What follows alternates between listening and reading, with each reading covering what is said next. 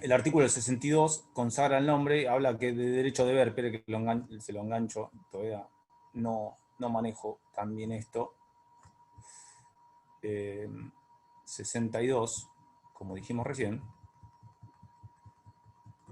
la ley habla de derecho de deber cuando habla del nombre.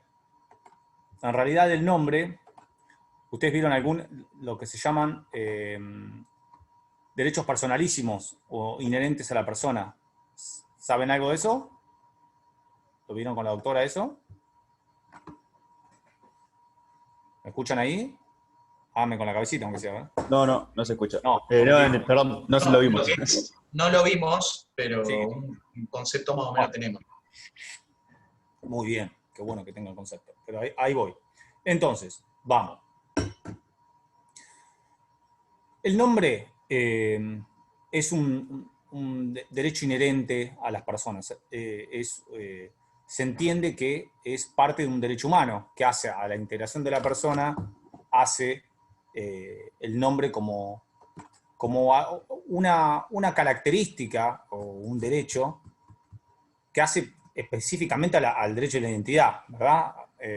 Entonces, ese derecho de la identidad hace que se entienda que la persona humana, más allá de los distintos ordenamientos jurídicos, sistemas jurídicos que existen, se entiende que la persona humana va de la mano de la individualización de cada sujeto. Entonces es parte de la naturaleza humana tener o gozar de este derecho que es el del nombre. Entonces, es en esos categóricos, no solamente todo el sistema de los principios generales del derecho, sino también históricos, o la vinculación con el derecho natural, que seguramente ustedes lo deben haber visto ¿cómo se llama? En Teoría General del Derecho, no sé cómo se llama ahora, y por supuesto también en todas las convenciones internacionales de derechos humanos. El nombre pasa a ser central, importante, y a cumplir una función no solamente desde el punto de vista de la integralidad como ser humano, del respeto, de la dignidad como ser humano, sino también como una característica que va a tener, una necesidad que va a tener el estado de individualización. Pasa a ser un poquito las dos cosas. Por eso, fíjense que el artículo, el 62, donde está regulado, habla de derecho y deber.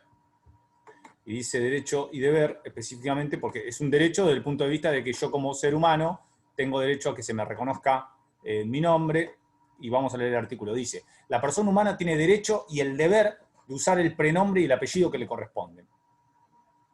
Derecho y deber de usar el prenombre y el apellido que le corresponden. Algo importante para analizar cuando veamos todo este capítulo, cuando se habla de prenombre, estamos hablando del, habitualmente lo que se conoce como nombre de pila, es decir, en mi caso Ariel.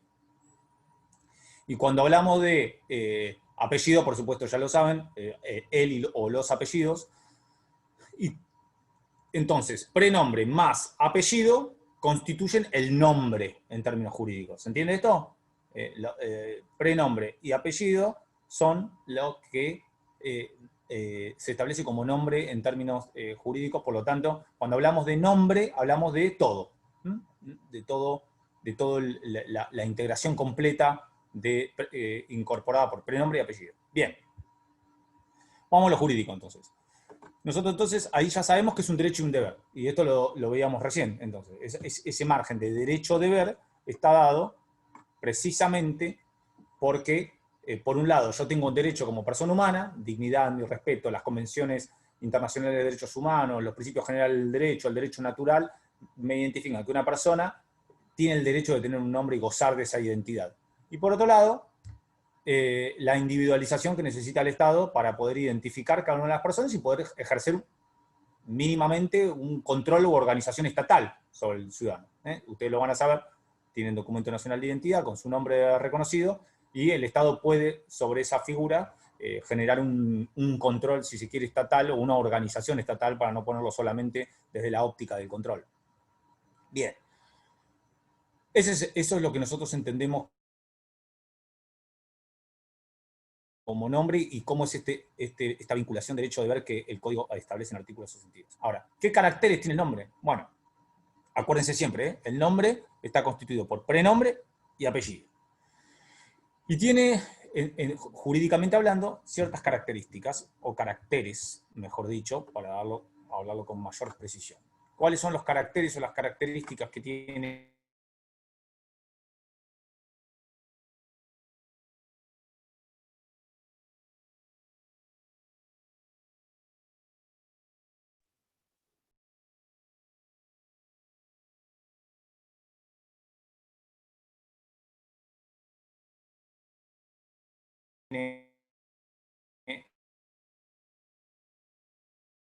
el... Profe, se trabó todo. Esperen que saco el audio, el video, porque si no se va a colgar. Creo que es la bolilla 11, me da la sensación. Dice, entonces, los caracteres, en lo que estábamos hablando. Primero, la obligatoriedad. Primer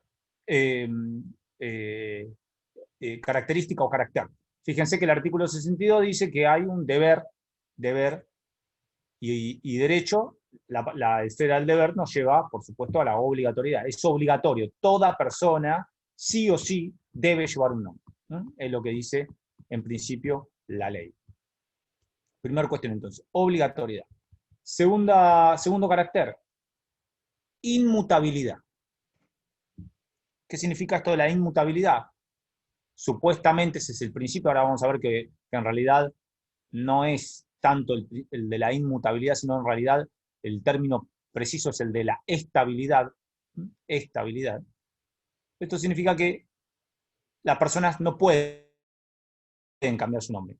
Ninguna persona puede cambiar su nombre. Yo, que lo pensé varias veces, cambiármelo, porque con esto que se presenta tan fácilmente para hacer un chiste con algún personaje de Disney o con algún jabón para lavar la ropa, lo pensé en varias oportunidades, nunca me animé, pero no lo puedo cambiar como yo quiera. No hay una flexibilidad en cuanto a la modificación para cambiar mi nombre. Sino, que lo van a ver conmigo, hay algunos casos donde la ley me habilita a modificarlo. Que son casos específicamente establecidos y contemplados por la ley. Es decir, hay un sistema que es más rígido para la modificación del nombre. ¿Se entiende esto? Es decir, es estable, por eso es estabilidad, no inmutabilidad. Porque si fuera inmutabilidad sería inmodificable. Yo no me lo podría cambiar. Pero vamos a ver que el sistema nuestro, en nuestro derecho, prevé que sí lo puedo modificar, lo puedo cambiar, pero tiene que darse con los fundamentos y en los casos que específicamente la ley establece, que lo van a ver conmigo. Bien. Inmutabilidad, decíamos entonces. Tercer carácter, unidad. ¿Qué significa esto de la unidad? Significa que nadie puede tener más de un nombre. Acuérdense, nombre, cuando hablamos de nombre, involucra a prenombre y apellido. ¿Estamos? Nadie puede tener más de un nombre. No puedo tener dos nombres en su caso y utilizarlo uno como yo prefiera. Unidad, fíjense, esto está vinculado con el deber y con el control. Es decir, nadie puede tener más de un nombre. Tercer carácter, entonces, obligatoriedad, ya está claro. Inmutabilidad, o mejor dicho, estabilidad. Unidad, tercer carácter. Cuarto carácter, indisponibilidad. ¿Qué es esto de la... Diga, ¿quién habla? Brisa, perdone que interrumpa, pero Sí, me sí. suena demasiado raro que solamente se pueda tener un nombre. Por ejemplo, yo tengo dos nombres y también lo de que no se pueda cambiar. ¿Esto es así? Perdone. Le digo las dos cosas, Brisa. Primero, en cuanto a cambiarlo, no es que no se puede cambiar, inmutabilidad. Acuérdese que yo le dije estabilidad, eso significa que solamente lo va a cambiar en los casos que la ley lo prescriba. Es decir, después lo van a ver conmigo, pero yo no puedo modificarme el nombre por cuestiones exclusivamente, digámoslo de una forma, superficiales. Es decir, porque no me gusta, como se lo dije recién, porque entiendo que mi nombre es igual que un jabón para lavar la ropa, sino que tengo que tener justificaciones que la ley específicamente establece. Por eso es estabilidad, en realidad no inmutabilidad. No lo puedo cambiar cuando yo quiera, en el momento que yo quiera, sino que tengo que tener fundamentos para hacerlo, y lo vamos a ver más adelante. En cuanto al nombre, acuérdese que se lo dije y lo digo una tercera vez. Cuando hablamos de nombre, no hablamos de su nombre Brisa, hablamos de la integración completa de su forma de ser individualizada. Es decir, ¿usted cómo se llama? Dígame a ver el nombre completo. Brisa, ¿cómo? Brisa Yelén. ¿Y apellido? Enrique. Brisa Yelén Enrique. Ese es su nombre. Ese es su nombre en términos jurídicos. Brisa Ayelén Enrique. Si usted tiene que separarlo, la integración del nombre está dada por sus prenombres, que serían Brisa y Ayelén, y su apellido, que sería Enríquez. Su nombre conlleva o integra el prenombre y el apellido. ¿Se entiende esto? Sí, ¿Lo sí. entiende Brisa? O sea, el nombre es todo. Yo soy Ariel Gerardo, aunque usted no lo pueda creer, si le molesta la Ayelén, encima me pusieron Gerardo. Entonces, Ariel Gerardo Martínez Bordaisco, ese es mi nombre completo, ese es mi nombre. Ariel Gerardo son mis prenombres trágicos y Martínez Bordaisco es mi apellido, mis apellidos. ¿Entiende? Claro, ahora entendí, o sea que el nombre se toma como una unidad entre el nombre, prenombre y el apellido, o sea, como que ahí ya lo entendí. Yo entendía como que solamente el nombre, como por ejemplo Brisa, y que no se podría tener un segundo nombre, pero ahora entendí el nombre como unidad. Gracias. Perfecto. Usted lo dijo mejor que yo. Así que seguimos con los caracteres. Bien. Sería el cuarto carácter. Dijimos obligatoriedad, inmutabilidad, o mejor dicho, estabilidad. Acuérdense, estabilidad, es decir, no se puede cambiar por cualquier cosa. Tercero, habíamos dicho que es la unidad, solo puedo tener un nombre con el concepto que con más claridad que yo dio Brisa recién. Cuarto, indisponibilidad. ¿Qué es esto de la indisponibilidad? Que yo no puedo de ninguna forma vender, ceder o donar mi nombre. No solo porque no encuentro quien lo compre, sino también porque está prohibido jurídicamente. No puedo ni enajenar o vender, ceder ni donar mi nombre. Nadie puede. No es parte del comercio el nombre. No lo puedo enajenar. Por eso es indisponible. Disponibilidad desde el punto de vista jurídico de actos de disposición, que son la enajenación, la cesión, la donación. ¿Se entiende esto? Hágame alguno que sí con la cabeza, que a mí me dejan tranquilo. Profe, yo tengo una pregunta, no sé si lo interrumpo. No, meta. Dale. Por ejemplo, yo cuando cursé Derechos Humanos teníamos un compañero que de apellido era Pitito. Y se lo cambió a Piti, por ejemplo. Sí. Lo que le pregunto es, si usted se llama Ariel, por ejemplo, dentro de los márgenes de la ley, ¿usted se tenía que llamar, no sé, algún nombre que sea parecido a Ariel? ¿O algo así? No, mire, es así. Usted lo va a ver conmigo. El cambio de nombre, es posible cambiarlo, específicamente en los casos que la ley establezca, lo va a ver conmigo. Creo que es el artículo 80 y pico, ahí le digo exactamente qué artículo es, o 70 y pico. El 69 me parece. 69 es exactamente. Ahí va a tener casos específicos donde usted va a poder cambiar el nombre.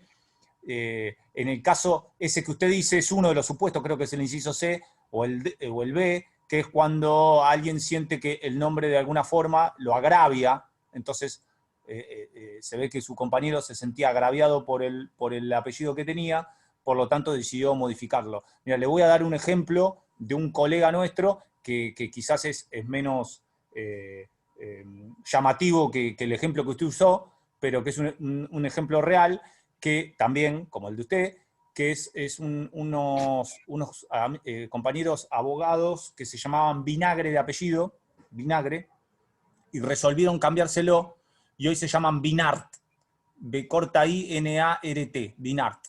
Son dos hermanos, ambos son abogados, y decidieron cambiarse el nombre. Claro, el hermano de Pichuco no se lo cambió, se lo dejó igual, porque también lo teníamos de compañero en la clase. Bueno, él sí decide, cuando sea, ahora va a ver, pero cuando tenga grado de madurez suficiente y edad y decide cambiárselo, se lo puede modificar siempre y cuando esté dentro de las potestades que establece el artículo, y bueno, y se presenta ante la autoridad que corresponda, va a ver conmigo después si es registro civil o juez competente para lograr esa modificación. Después lo va a ver conmigo eso, depende de los casos. Usted se puede presentar en un juzgado y decir, mire, a mí durante toda mi vida me molestaron con el jabón en polvo. ¿Yo me puedo cambiar el nombre de Ariel? Y ahí no, porque yo entiendo que debo probarlo esto. Claro. Debo probarlo. Acá siempre que cambio el nombre es a criterio de un juez. Salvo hay dos excepciones, que son las vinculadas a la identidad en el caso de la apropiación de personas, como el caso en el proceso, cuando apropiaban, o en el caso de cambio de género. Pero en los demás casos sí o sí tiene que intervenir un juez. Y en ese caso tiene que ver si el juez entiende que mi fundamento involucra alguno de los fundamentos del artículo 69 y no es un fundamento banal o superficial, porque en realidad yo tengo que demostrar que a mí ese fundamento, que se me compare con una sirena de Disney o con un jabón en polvo, realmente me genera un perjuicio o me agravia a mi personalidad. ¿Se entiende? Más agraviante que lo otro, por ejemplo. No sé, no lo conozco al señor Pitito, pero no sé cómo se siente agraviado, pero en mi caso no me siento tan agraviado como él, pero es mi visión subjetiva del caso, digamos. ¿Les parece? ¿Vuelvo? Vamos. Entonces, indisponibilidad. Indisponibilidad, esto que no lo puedo ni enajenar, ni ceder, ni donar. Bien. Quinto carácter, la irrenunciabilidad. Irrenunciabilidad. Yo no puedo renunciar a mi nombre. No puedo decir, bueno, no me quiero llamar más de ninguna forma, así que renuncio al nombre. No lo puedo hacer. Irrenunciabilidad. Por esto de que es un derecho deber, ¿se entiende? Como es un derecho deber, si fuese solo derecho, quizás yo puedo renunciar a un derecho. Pero como es un derecho deber, yo tengo el deber de estar individualizado y tener un nombre, por lo tanto no puedo renunciar a él. Y por último, imprescriptibilidad. Último carácter. Imprescriptibilidad. ¿Qué es esto de la imprescriptibilidad? Es decir, nadie puede perder por el paso del tiempo, ni perder ni adquirir. Es el artículo 62, Luciano. Nadie puede perder. Esto es un análisis del artículo 62. Obviamente todo esto que yo le estoy diciendo, los caracteres son análisis doctrinarios, no están en el artículo. Esto es un análisis doctrinario, en el artículo no está. Bien. Imprescriptibilidad quiere decir que yo no puedo adquirir o perder por solo transcurso del tiempo mi nombre. ¿Estamos? En ningún caso puedo adquirir el nombre. Bien. Dice el artículo, siguiendo la línea del articulado, dice el artículo 63. Fíjense, ahora vamos a hablar solo del prenombre. En el caso suyo, Nieves, sería Nieves Ayelén. En el caso mío, Ariel Gerardo. Reglas concernientes al prenombre. La elección del prenombre está sujeta a las siguientes reglas, dice el artículo 63. A. Corresponde a los padres o a las personas o a quienes ellos den su autorización para tal fin. A falta o impedimento de uno de los padres, corresponde a la elección. Bueno, esto lo vamos a ver ahora. A dar. ¿Quiénes son los sujetos habilitados? Sería el inciso A. ¿Estamos? ¿Quién está habilitado? ¿Quién elige el prenombre? ¿Quién me puso Ariel Gerardo? Yo ya sé quién es el culpable, no sé el suyo Nieves, pero igual el suyo es un nombre muy lindo, pero el mío es peor. Pero digo, yo ya sé quiénes son los culpables, pero bueno, usted me imagino que también sabe. Dice, elección de los sujetos habilitados. En primer término, ¿estamos? El ejercicio de la responsabilidad parental. Ambos padres. ¿Estamos? Dice el artículo. Fíjense, lo vamos analizando juntos. Dice el artículo A. Ambos padres. O a quienes ellos den su autorización a tal fin. ¿Estamos? Los padres juntos o ellos dan una autorización de quiénes son los que les corresponde decidir los pronombres que van a aportar sus hijos. En caso de que falte uno de ellos o alguno tenga impedimento, de alguno de los padres, de los que ejercen la responsabilidad parental, es una forma correspondiente desde el punto de vista jurídico, la elección o autorización va a recaer sobre un tercero. Ahora, hasta ahí estamos. Eso es lo que dice la primera parte del artículo 63, el inciso A. Corresponde a los padres o a las personas a quienes ellos den su autorización a tal fin. Si falta o impide algún padre, la autorización puede recaer en otros. Vamos, en defecto de todos, es decir, padres y autorizados, cae en los guardadores, en el Ministerio Público o en el funcionario de registro civil. ¿Estamos? Ahí tienen todos los que son sujetos habilitados. Ahora, obviamente es un acto relevante en la vida de las personas el nombre. Fíjese, en mi caso, mucho tiempo más que el de Nieves, pero nos marca, el nombre nos marca para toda la vida. Por lo tanto, la autorización, cuando se autoriza a un tercero para que pueda cumplir, obviamente tiene que cumplir determinados recaudos legales. No puedo, tiene que ser una autorización que tenga fecha fehaciente y que se pueda acreditar fehacientemente que esa persona se encuentra autorizada por los padres, ¿no? O sea, una autorización verbal, yo no puedo caer al registro de la persona y decir, no me autorizó, los padres de Nieves me autorizaron ponerle nombre verbalmente. No, tengo que llevar una autorización como corresponde, como manda la ley, y en el registro civil te lo van a decir. Bien. ¿Cuáles son, por lo tanto, el inciso A te pone claro las tres formas? Primero, los que tienen responsabilidad parental, o a los que ellos autorizan, a faltante de estas, si ellos no pueden, un impedimento, un tercero, si ellos no pueden, curadores, Ministerio Público Fiscal, que son los defensores de los menores, y por último, el titular del registro civil, son los escenarios que pone en caso de ausencia y va estableciendo el orden de prelación, el sistema del inciso A. Ahora, el inciso B me pone restricciones, es decir, me pone restricciones respecto a qué nombre le puedo poner. Y va a decir entonces, fíjense, dice el inciso B, con criterio restrictivo, dice que no se pueden inscribir más de 3 prenombres, no pueden ponerse apellidos como prenombres, no puede ser más de 3 prenombres, o sea, no podría llamarme con 4 nombres, prenombres, perdón. No puedo poner apellidos como prenombres, es decir, no puedo llamarme Martínez Martínez. No puedo tener primeros nombres idénticos a los primeros prenombres de los hermanos vivos. Si yo tengo un hermano, no podemos llamarnos los dos de la misma forma. Esto para evitar que se rompa el tema de unidad, individualización, la búsqueda del Estado que tiene con individualizar a las personas. Y tampoco, dice el inciso B, pueden inscribirse nombres extravagantes. Eso es bastante discutido. Ahora vamos a ver. ¿Cómo le permitieron a Marley ponerle Mirko? Más extravagante que eso. Y fíjese que eso es subjetivo, Luciano. ¿Qué quiere decir con que es subjetivo? ¿Qué es extravagante? Depende de la persona. ¿Qué sé yo? Mire, yo pensé que usted se llamaba Lucifer, imagínese. Depende de la persona. Me encantaría. Lo extravagante. Ahora vamos a ver un poquito de criterios objetivos.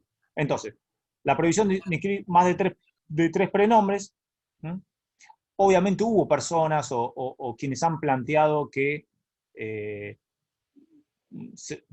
esta prohibición debería no sacarse porque hay situaciones culturales que involucran más de 3 prenombres. Se da mucho, por ejemplo, con los nombres que son de origen español o ibérico, que utilizan varios prenombres para designarse.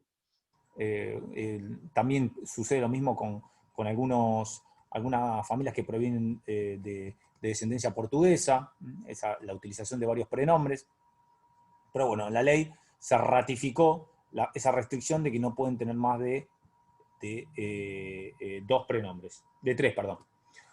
Bueno, la utilización de apellidos como prenombres, por supuesto que es razonable y sensato. Por supuesto que esto no se da en los prenombres que a su vez son apellido. Está claro esto, ¿no?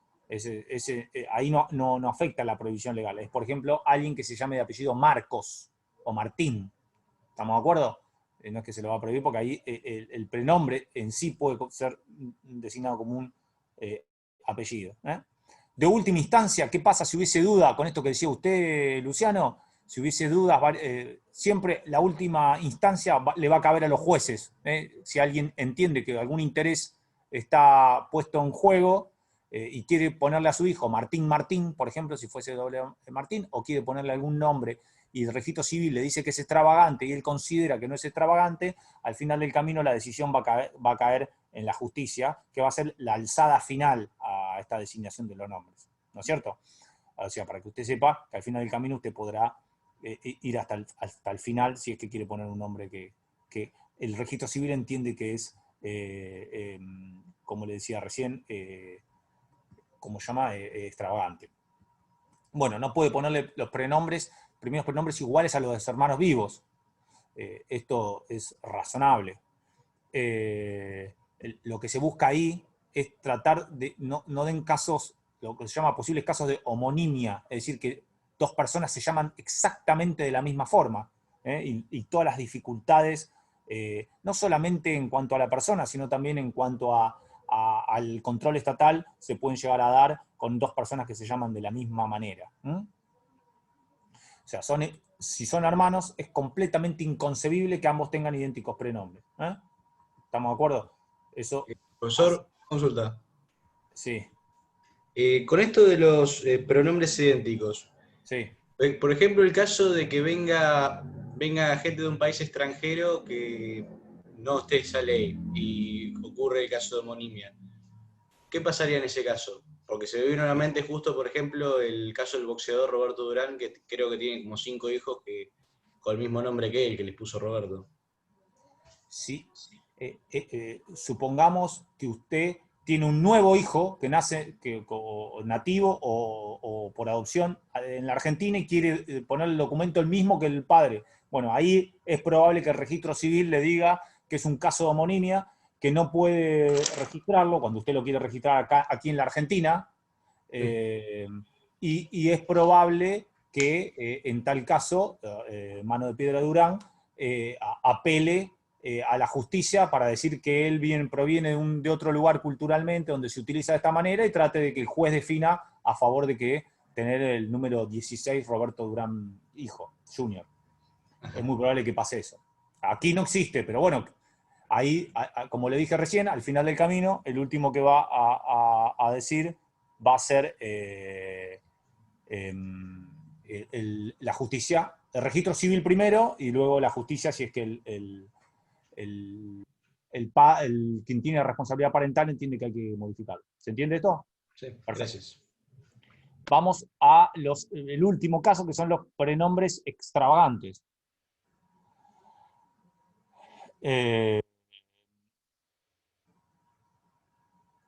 Y aquí, bueno, se da un poco lo que decía el compañero con anterioridad. ¿Qué es nombre extravagante? Bueno, si ustedes lo buscan extravagante en un diccionario, va a ser algo parecido con algo que sea fuera de lo común, o fuera de lo normal, raro, extraño, no sé, sería por ahí, digamos, cuando habla de extravagante, eso genera que sea muy subjetivo. ¿Para quién? ¿Quién es el que analiza si es extravagante o no es extravagante? Entonces entra en juego la subjetividad, y aquí una pauta objetiva que se suele utilizar tanto en el registro civil como en la justicia, lo que se suele hacer para darle objetividad a algo extremadamente subjetivo, como calificar quizá algo que para mí es extravagante, para el señor Ulises Vila Sánchez no lo es. Entonces, depende la mirada de cada uno, qué será y qué no será extravagante. ¿Qué utiliza generalmente la doctrina o el registro civil o la justicia? Suelen utilizar como pauta objetiva que no dé lugar a humillaciones o burlas que perturben a la persona que la aporta. Entonces, eso es lo que busca, es decir, evitar que dé lugar a humillaciones o burlas que perturben a la persona que la aporta, es decir, que genere un nombre, lo que se dice, y que lo vamos a ver después en el artículo 69, con el cambio del fundamento del cambio del nombre, un nombre ridículo. Entonces, en ese caso, quizás es la decisión que se busca para tratar de evitar en estos... Acuérdense que estamos hablando de los prenombres acá, prenombre. No estamos hablando de los apellidos, estamos hablando del prenombre, que lo eligen, como vimos, por responsabilidad parental los progenitores. Por lo tanto, entonces, ahí se puede elegir, siempre que estén en esa línea delgada de evitar que sea ridículo o que pueda ser dar potencialmente lugar a humillaciones o burlas que afecten la integridad psíquica y personal de la persona humana, ahí va a ser la delgada línea donde se va a manejar el registro civil y el juez a la hora de analizarlo. ¿Se entiende esto? Bien, por último el inciso C. El inciso C, fíjense, habilita específicamente, a ver que lo busco acá, el inciso C dice de los pronombres aborígenes.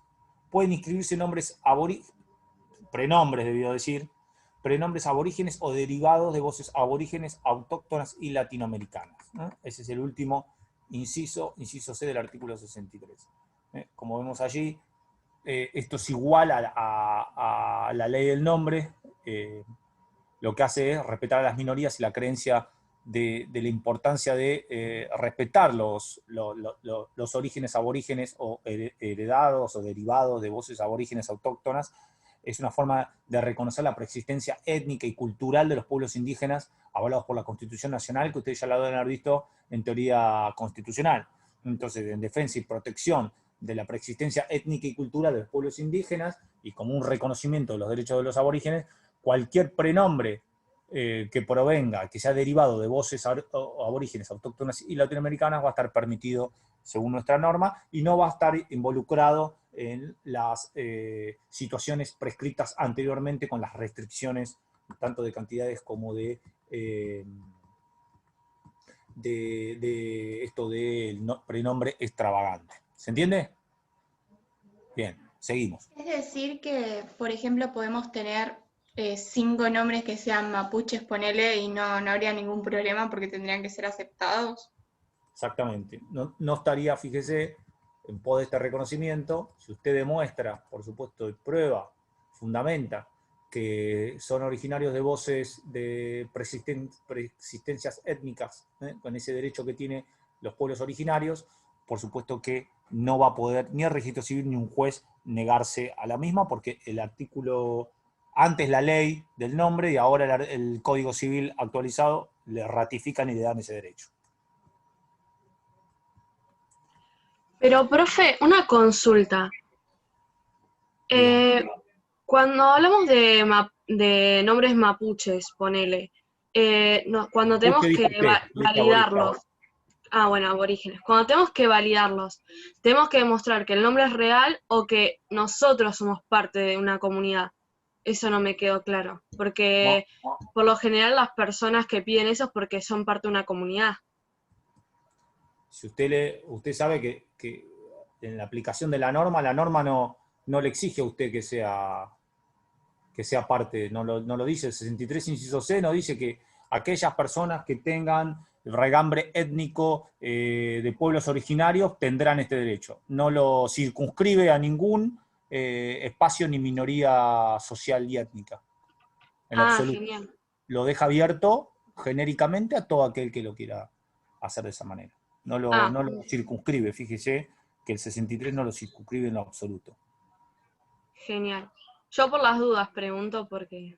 No, lo entiendo, está bien, pregunte, para eso estamos, para que pregunte. Gracias. Bien. Entonces, si nosotros tenemos que pensar, ya sea los que tienen responsabilidad parental o los autorizados o cualquiera de los facultados que vimos con anterioridad, para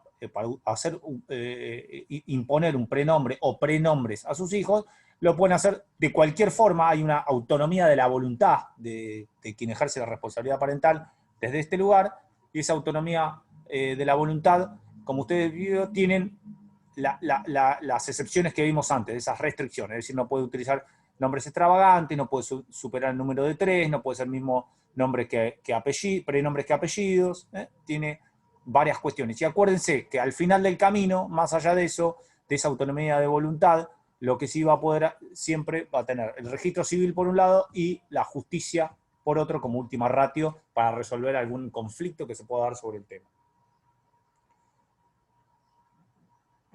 Bien. Vamos al artículo 64. Habla del apellido. Y acá vamos a cerrar. Apellido. Dice el 64. Fíjense que lo divide. El hijo matrimonial lleva el primer apellido de alguno de los cónyuges. En caso de no haber acuerdo, se determina por sorteo realizado en el registro del Estado Civil y capacidad de las personas. A pedido de los padres o del interesado con edad de madurez suficiente, se puede agregar el apellido del otro. todos los hijos de un mismo matrimonio deben llevar el apellido y la integración compuesta que se haya decidido para el primero de los hijos. Vamos a dejarlo ahí, en el matrimonial. Entonces, el principio general de la filiación determina el apellido. ¿Estamos? Ese es el principio general. La filiación determina el apellido. Esta se puede dar. La filiación, por naturaleza, mediante técnicas de reproducción humana asistidas o por adopción. ¿Estamos? Pero la filiación determina el apellido. Ahora después vamos a ver qué pasa con la adopción específicamente hablando, que es otro de los supuestos. Bien. El artículo 63 divide en hijos matrimoniales, habla específicamente, habla de los hijos no matrimoniales o extramatrimoniales. Después vamos a ver qué pasa con la situación de adopción. Pero esta es la división que establece, que venía también de la ley anterior. Entonces, primer diferencia. Fíjense que no hace diferencia en cuanto a... Que Profe. sí, sí. Perdón, Catalina habla. Quiero hacerle una consulta respecto a algo de lo que acaba de decir. Entonces, con el principio general de afiliación, ¿existe la división que va como de la mano con el artículo anterior de hijos matrimoniales, hijos no matrimoniales y, bueno, también hijos adoptivos?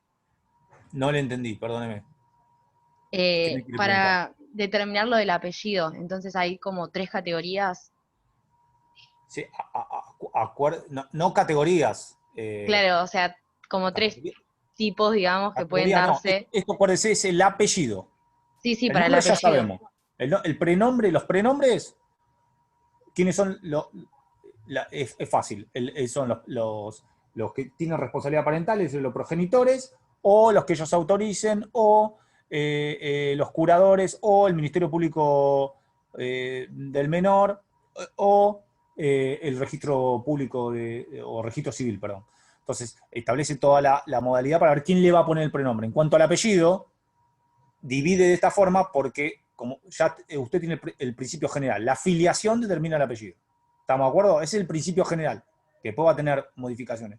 Va a ser distinto ese principio general de la filiación determina el apellido si hablamos de hijos matrimoniales, de hijos no matrimoniales o extramatrimoniales, y si hablamos de adopción. ¿Se entiende?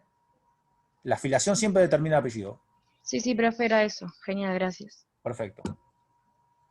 Bueno, Profe, entonces, sí. perdón y interrumpa nuevamente. Me quedó una duda también respecto a lo que había mencionado anteriormente en la parte de los apellidos, que todos tenían derecho, por ejemplo, a tener el apellido de la madre y del padre, ¿no? Mi pregunta es, ¿qué pasaría si en el caso de... Yo no dije eso yo. ¿Quién habla? Perdón. Brisa, ¿no habías dicho que, Brisa, por ejemplo... no hablé de los apellidos. Este es el primer artículo que estoy hablando de apellido. Claro, o sea, en la parte que usted mencionó que podíamos tener tanto el apellido del padre como de la madre, a esa parte me refiero. Ah, a este artículo entonces. Claro, a ese artículo. No, yo no nombré la palabra padre y madre, eso lo dijo usted, ¿eh? Ah, bueno, como 2 apellidos en sí. Claro, es importante eso, ¿por qué se lo corrijo? Porque específicamente la ley a propósito no habla de padre y madre. Claro, porque puede ser 2 madres o 2 padres. Por supuesto, fíjese lo que dice el 64. El hijo matrimonial lleva el primer apellido de alguno de los cónyuges. De alguno de los cónyuges, no dice padre y madre. En caso de no haber acuerdo, se determina por sorteo en el registro del Estado Civil y capacidad de las personas. A pedido de los padres o del interesado con edad de madurez suficiente, se puede agregar el apellido del otro. Bien, la pregunta era en el caso de los cónyuges, por ejemplo, que un cónyuge tenga 2 apellidos y que el otro tenga 2 apellidos y tengan un hijo, ¿el hijo tendría derecho a tener los 4 apellidos o cómo se determinaría qué apellido tendría? ¿Por qué no me deja terminar el apellido y después quizás no me spoilee, Nieve? Quizás después, quizás se lo encuentre respondido cuando lo vamos avanzando y después, porque va a haber un tema ahí. Así que ahora lo vemos. Dale. Entonces, vuelvo a la temática. Hijos matrimoniales. Decíamos entonces que, fíjense, la pregunta de Nieves nos vino justito como para introducir, acá no hace diferencia alguna entre el sexo de los progenitores o cónyuges. Es decir, no hace ninguna diferencia a propósito de la mano de todas las leyes de igualdad y de matrimonio igualitario. Estamos hablando de matrimonio aquí. Bueno, ¿quiénes van a ser los derechos? ¿Quién va a tener derecho a elegir el apellido? Dice el apellido de alguno de ellos. Fíjense, no establece que tiene que haber prioridad de uno, por más que en la costumbre se utilice de otra forma. No hay prioridad. Tiene apellido de alguno de ellos. O sea, progenitores de distintos sexos. O puede ser del mismo sexo.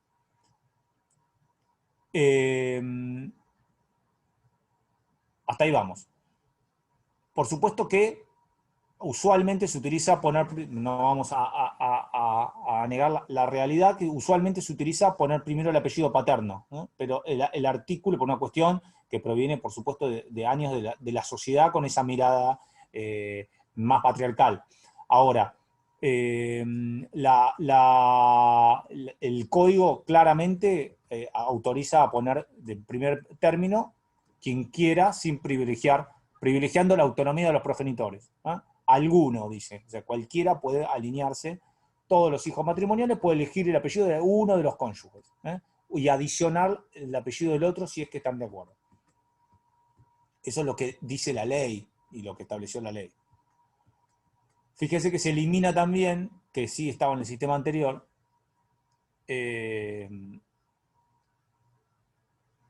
esto del apellido compuesto. O sea, no se llama más apellido compuesto, sino que vos podés elegir llevar apellido de ambos.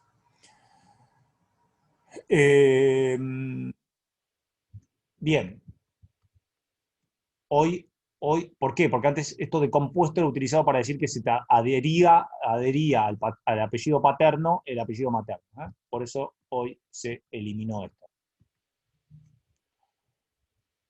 Hoy tenemos que, en cualquiera de los casos, de matrimonios heterosexuales o matrimonios homosexuales o de cualquier tipo de género, hablamos con claridad que tienen igual jerarquía, el apellido paterno y materno, dejando de esa forma evitar el tema de la jerarquización de uno por sobre otro. En este régimen ya eso no existe más y se da de la forma como decíamos recién.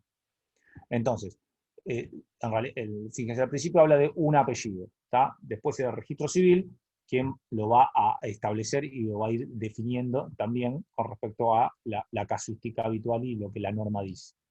Si no hay acuerdo, se sortea. ¿Estamos? ¿Quién va primero? Generalmente hay acuerdo, si no se sortea. A pedido de los padres, fíjense, los propios padres, o el interesado cuando tiene edad y madurez suficiente, otra vez el requisito de la capacidad gradual, que algo vieron conmigo, pero con la doctora Oviedo, puedo agregar el apellido del otro en cualquier momento donde lo quisiese, o sea, cualquiera indistintamente. Fíjense una cosa importante, también que va de la mano de la pregunta de Nieves. Todos los hijos de un mismo matrimonio deben llevar el apellido y la integración compuesta que se haya decidido para el primero de los hijos. ¿Está claro eso? Yo no puedo tener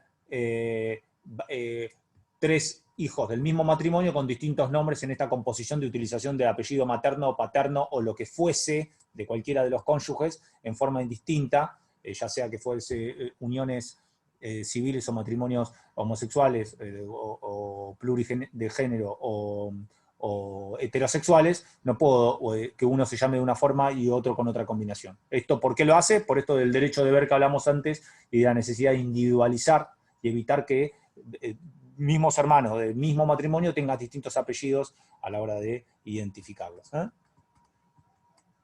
Otra vez, fíjense, la autonomía decisoria está, por supuesto, también en la responsabilidad parental. Bien. Vamos, hijos extramatrimoniales, que sería la segunda parte del articulado.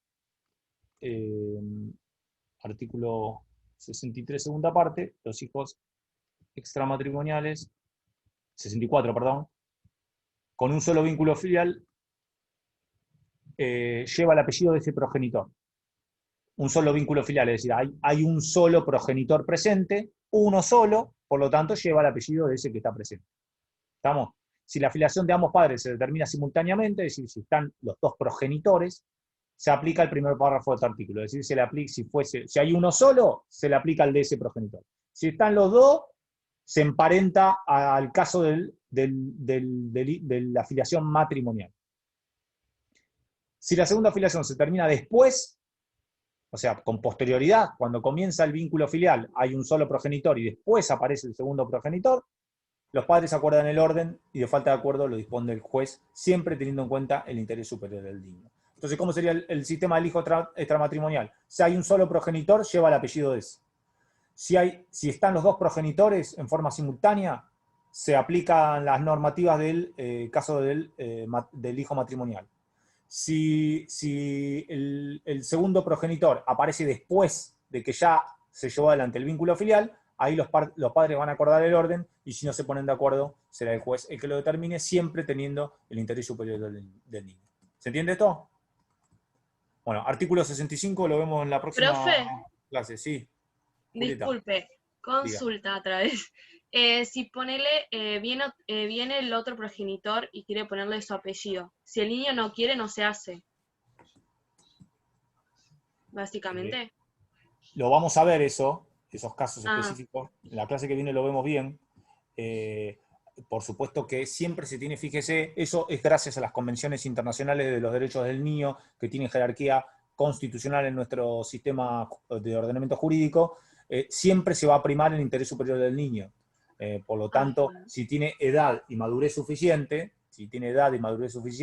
acuérdense el principio de capacidad gradual, va a poder, y el juez entiende que él no quiere llevar el apellido, por supuesto no va a haber forma que lo puedan obligar. Genial.